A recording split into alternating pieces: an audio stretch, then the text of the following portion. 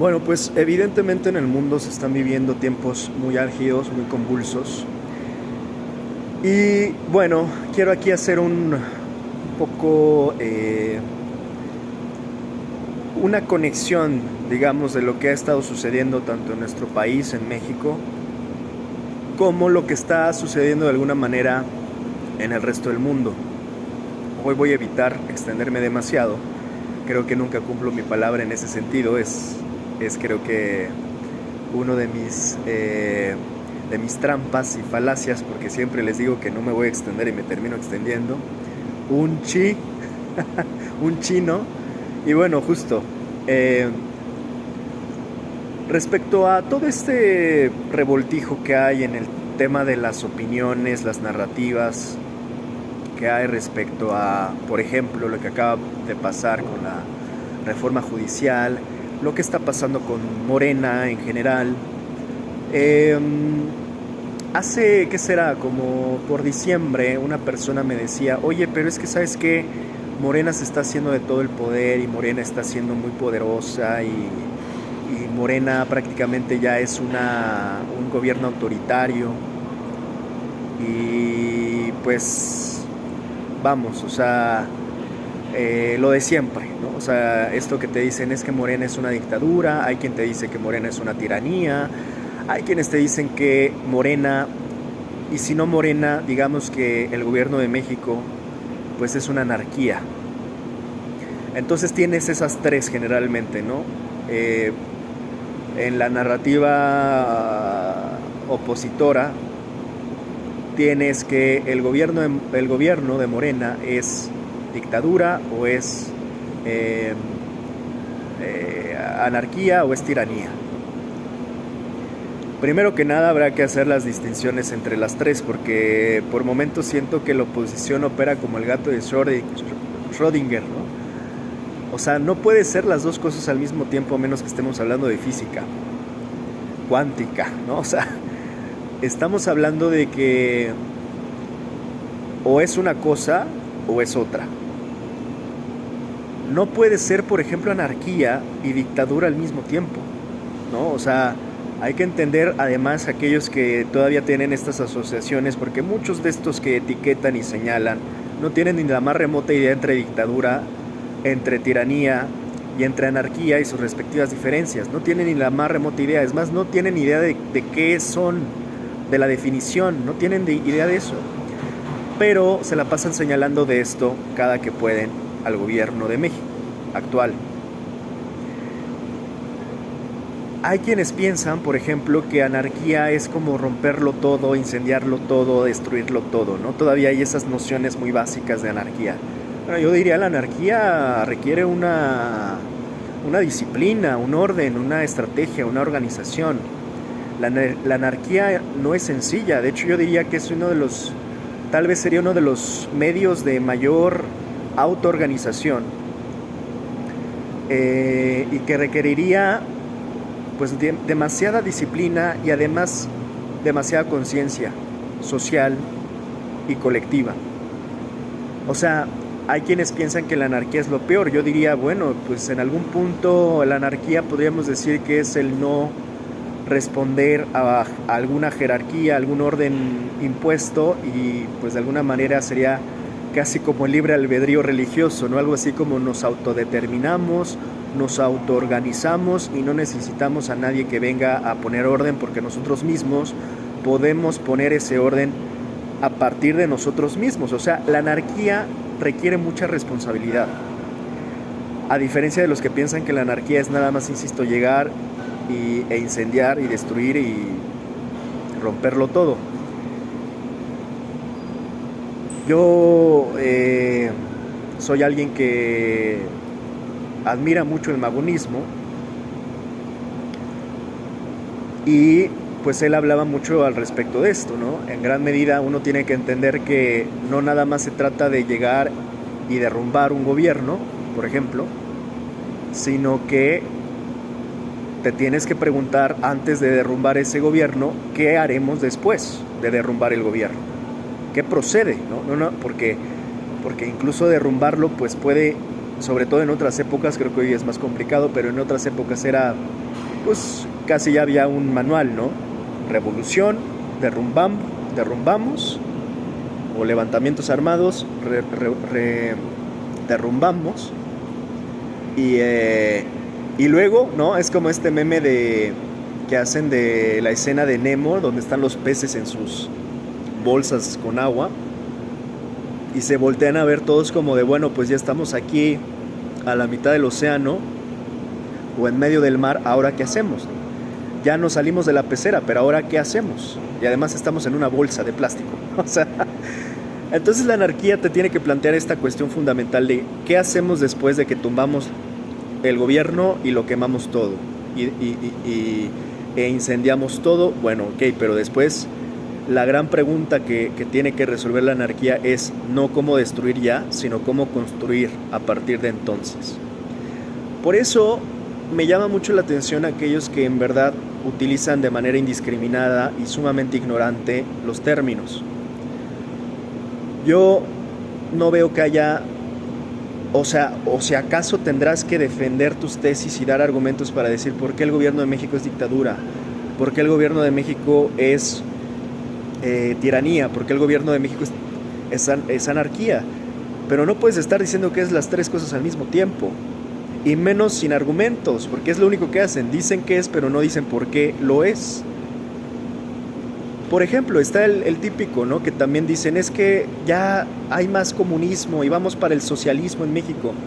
Y utilizan de manera indistinta también estos dos términos sin entender que hay una diferencia entre comunismo y socialismo en México. Bueno, no en México, teóricamente hablando. Hay una diferencia entre socialismo y comunismo, que ellos por supuesto tampoco entienden, porque nada más repiten como pericos lo que les dicen, lo que les dice Latinus, lo que les dice Javier Alatorre. Es que ya vamos a un país de comunismo y a partir de mañana ya no habrá tacos, serán arepas. Y ahí va la gente borrega a repetir lo que les dice en TV Azteca, con su jefecito que no paga impuestos, que es Salinas Pliego, que nos explique qué modelo político es el que no paga impuestos dentro de un estado, porque él sí está incumpliendo. Si hay un acuerdo donde todos estamos pagando impuestos, él es, digamos, él que está faltando al acuerdo, a las leyes, que todos de alguna manera estamos en esa línea de pagar impuestos. Si acaso hay un delincuente, pues es este señor, ¿no? El que no paga sus impuestos y que además se jacta y se enorgullece de no pagar sus impuestos. Esperemos que ya se le ponga en orden, porque insisto, al final en la sociedad hay acuerdos, ¿no? Y no hay sociedades perfectas, eso desde el inicio de los tiempos, no las hay, desde que el humano se organiza es complicado, pero sí podemos ir haciendo y precisando y diagnosticando de manera más honesta, sensata y profesional lo que pasa en México, sin duda. Yo, por ejemplo, siempre he dicho que México tiene un cierto grado de estado fallido, sin duda. No es total el estado fallido, pero hay ciertas áreas ya importantes, e incluso que a veces esto como que se camuflajea o se entremezcla entre el estado que sí funciona y el estado fallido. Y dentro de ese estado fallido podremos encontrar, pues sí, ciertos resquicios que empiezan a ocupar como una especie de crimen de estado criminal, más bien, que llega a cometer crímenes de estado, justamente como lo que llegó a pasar en Ayotzinapa. Ayotzinapa te da una muy buena fotografía de ver cómo es que tu estado puede llegar a estar tan fragmentado, desde las partes más particulares hasta las más generales, de lo mínimo a lo máximo. Por ejemplo, estoy agarrando aquí el celular, se te puede ir, como se me acaba de ir del celular, en pensar que justamente este estado es por completo deteriorado, y hay momentos en donde sí te puedes dar cuenta de que ese estado está deteriorado, como por ejemplo decía yo en el caso de Ayotzinapa, donde te puedes dar cuenta que en efecto tienes por una parte a las policías municipales, después a las policías estatales, después a las federales y después el ejército participando, ya sea participando directamente o encubriendo un crimen de estado. estas instituciones que se supone que deben de estar garantizando la seguridad, porque es uno de los, digamos, pilares o responsabilidades principales de un Estado, dar seguridad o dotar de seguridad a sus ciudadanos. Pues esta parte esencial que es encargada del Estado, no solo no la está cumpliendo, sino la está vulnerando y la está violentando. O sea, en lugar de dar seguridad a los ciudadanos, al contrario, lo que está haciendo es vulnerarlos y violentarlos. Esa ya es una muestra de un Estado que no está funcionando. Por tanto, sí, en ese caso, por ejemplo, estamos hablando de un Estado fallido, de un Estado que no funciona. Y ya no hablemos de lo que pasa después cuando estas miserables de gobiernos prianistas se dedicaban a encubrir. Lejos de decir, bueno, vamos a investigar, vamos a castigar.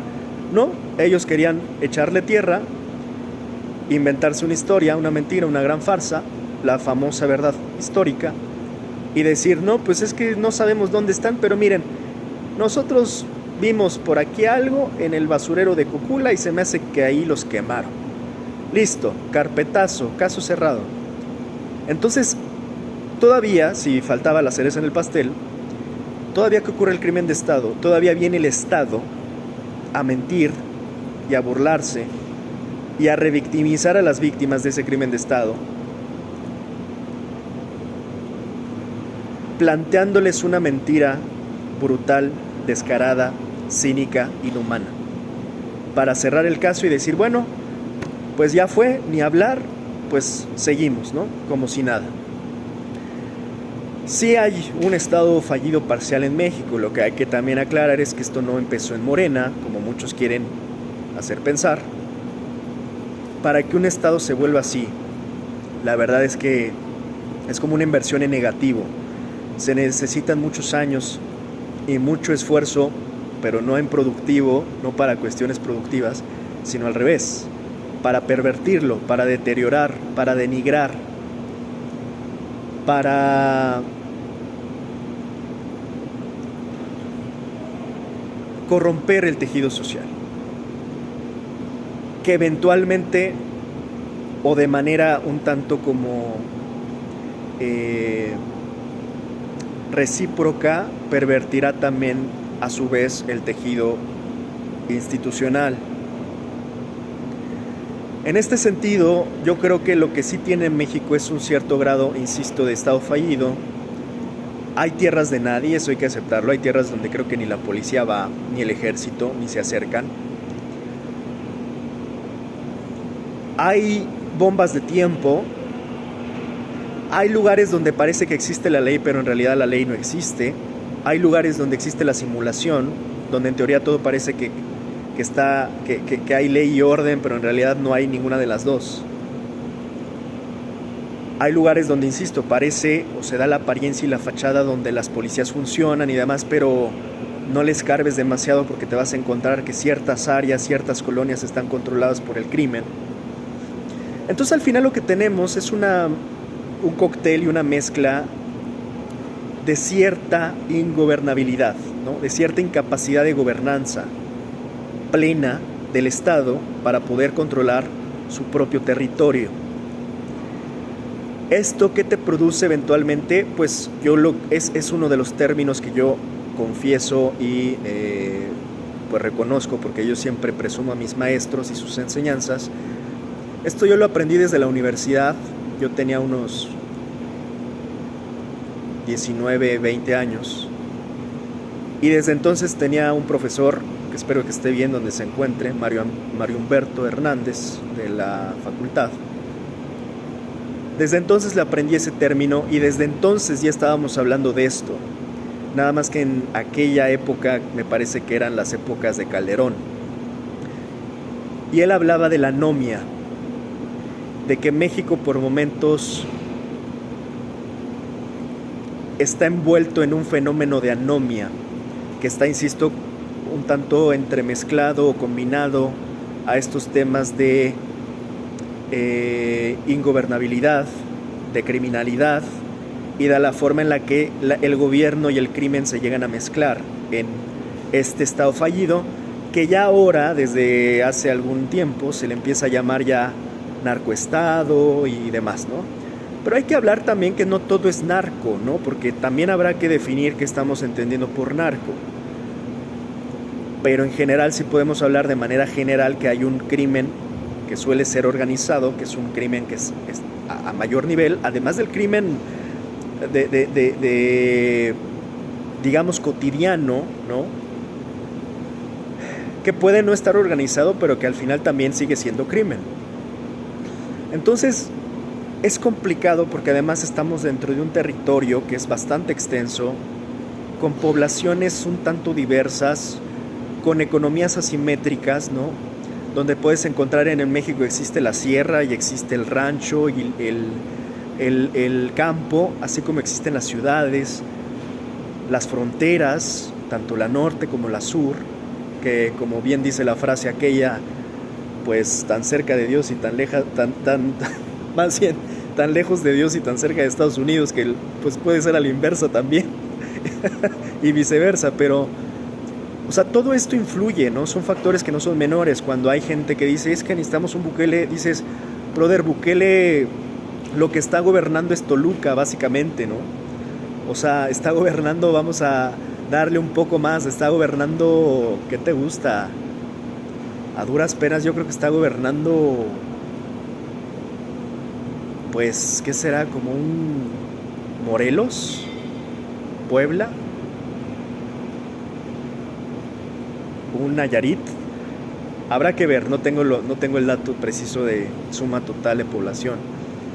Pero pues es eso lo que está gobernando Bukele. O sea, cuando se habla de que es que se tiene que implementar lo de Bukele, no tiene ni idea la gente que está diciendo eso. Imagínate, o sea, nada más el presupuesto que necesitaríamos para las cárceles, para aplicar el mismo modelo Bukele aquí en México. No tiene ni pies ni cabeza eso. Es inviable por completo porque El Salvador es una cosa y México es otra. Y es muchas veces más grande y más complejo México, porque no olvidemos que además México tiene una frontera que justamente colinda nada más y nada menos que con la nación, todavía se puede decir más poderosa del mundo en términos bélicos, porque todavía bélicamente hablando Estados Unidos es una superpotencia, que por momentos creo que ni siquiera los arsenales que tiene Rusia le llegan. Nada más hablando de la cantidad de portaaviones que tiene Estados Unidos, nada más hablando de prácticamente todo el control aéreo que tienen los Estados Unidos, más sus satélites, más quién sabe cuánta cosa tengan y no nos dicen, por supuesto, ya en términos que probablemente desde el espacio podrán destruir alguna nación si quieren de la noche a la mañana. O sea, no comparemos, ¿no? O sea, hay que evaluar todo desde sus debidas dimensiones y sus debidas proporciones. El Salvador es El Salvador y con todo respeto, pero México también es México y es otra cosa, es otra historia México.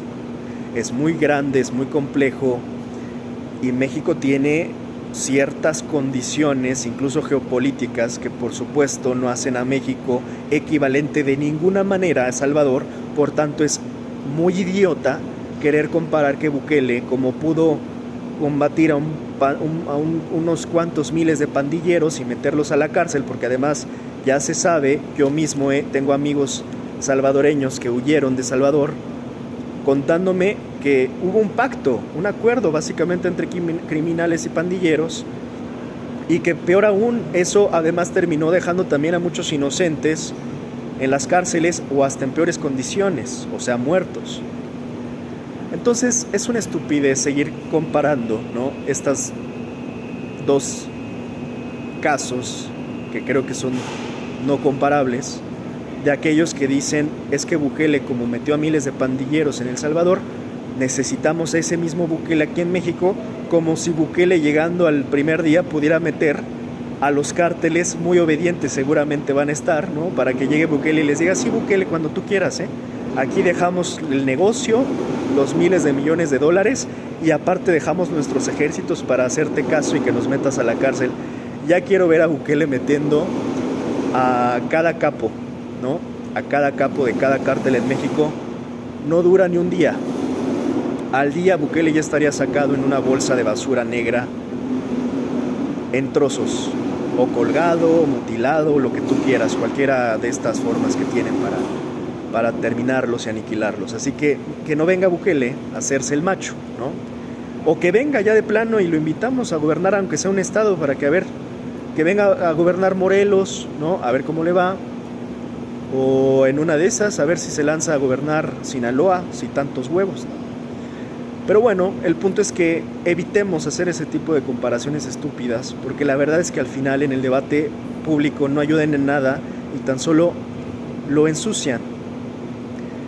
Hay que elevar el debate. Ese tipo de argumentos lo único que hacen, insisto, es reducirlo, ensuciarlo, llenarlo de paja, y de paja literal, de paja mental, de chaqueta mental. Entonces, hay que evaluar todo en sus debidas proporciones. Insisto, yo empecé hablando acá de cómo es que se ocupan de manera indistinta, indiscriminada, ignorante los términos políticos, y de generalmente cómo es que la oposición tiene tan malos diagnósticos de lo que pasa en México, en todos sus aspectos, en aspectos políticos, en aspectos económicos y por supuesto, y no es la excepción, en aspectos criminales, ¿no? Por eso mismo digo, a ver, México tiene que mejorar. México, hay ciertas cosas en las que sí creo que está en crisis, como en el tema de seguridad. Y no está sencillo, es muy complejo. Hoy no me voy a extender porque de hecho ya he hecho comentarios muy extensos al respecto de temas de seguridad y violencia en México. Pero lo único que quería venir a precisar es esto. Termino diciendo, en gran medida, el tema de la reforma judicial, que muchos no entiendan que claramente ya es constitucional y de hecho ya la votamos apenas hace unos días, ya votamos, algunos, los que quisimos salir a votar y hacernos cargo. Muchos no entienden que en gran medida, yo ya lo había explicado también y no me voy a extender tanto, pero esta estrategia con el tema de jueces tiene mucho que ver y va a incidir demasiado en el tema justo para tratar de reducir la incidencia delictiva, la incidencia criminal en general.